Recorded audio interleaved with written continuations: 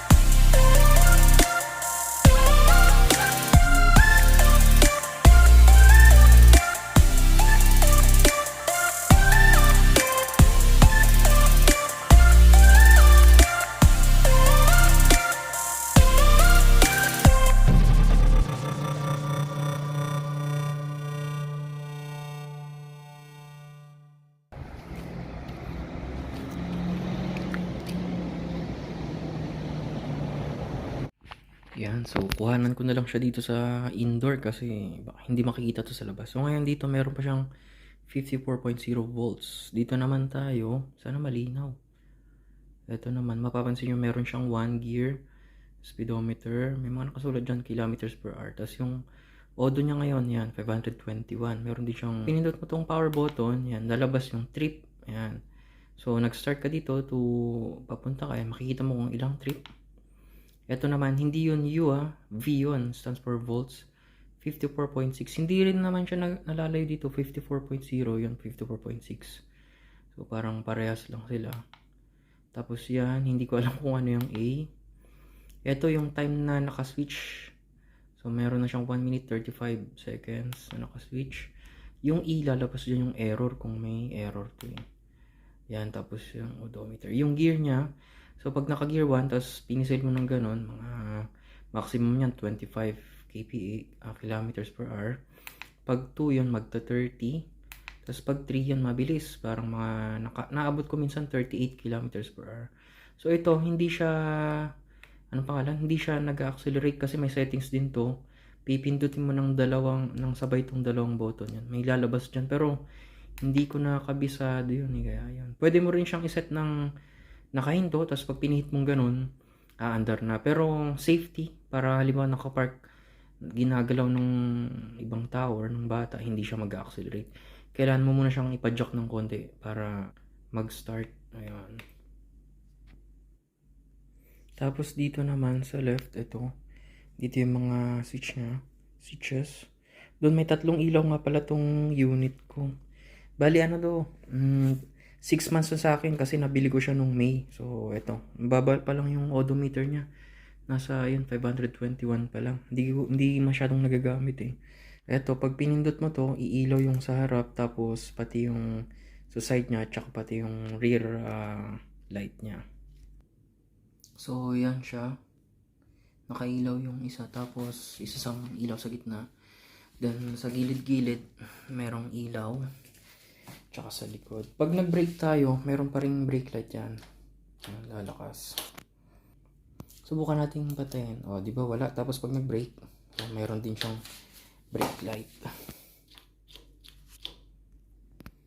Yun. Tapos pagka ito naman ng sinitch sa baba, yan.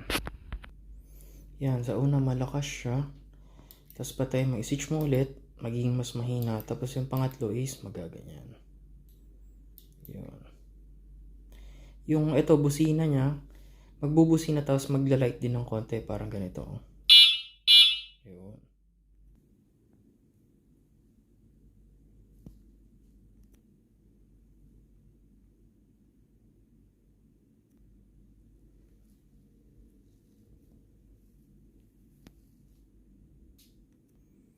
Yan naman siya pag nakaswitch lahat yung tatlong ilaw niya. Mamayang gabi kuha ko ng video dun sa labas para makita.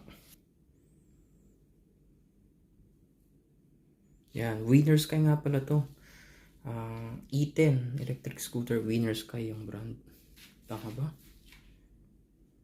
Tsaka syempre may flasher din siya sa left and right.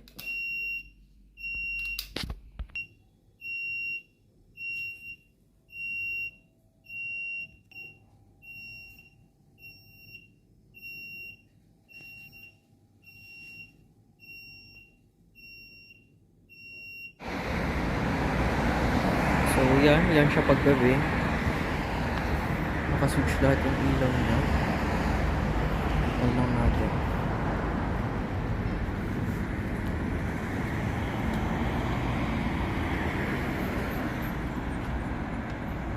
Sana maliwanag.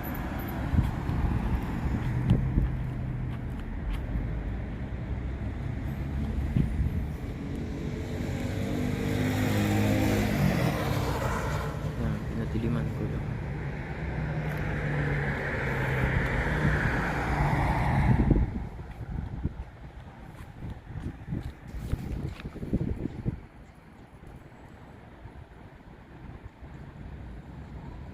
Ayan, testing tayo ng ride. Naka mode 3, nasa 15 kilometers per hour. Hindi siya nakikita eh. Gawa na lang siguro ako ulit ng ibang video. Tanghaling tapat kasi ngayon. Enjoy nyo na lang tong ride. Ayan, ganyan dito. Ayan.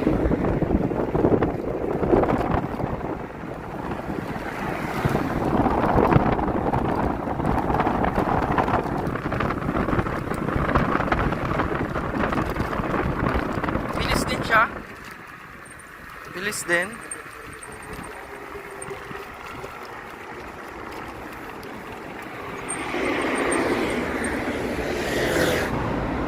Yeah, testing tayo.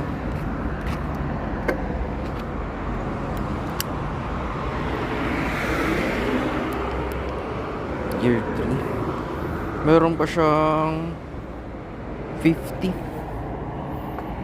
Try natin. Hindi siya nakikita guys. Naka mode 3. Gear 3 ngayon 21 kph. Ganyan dito, enjoy nyo na lang ride.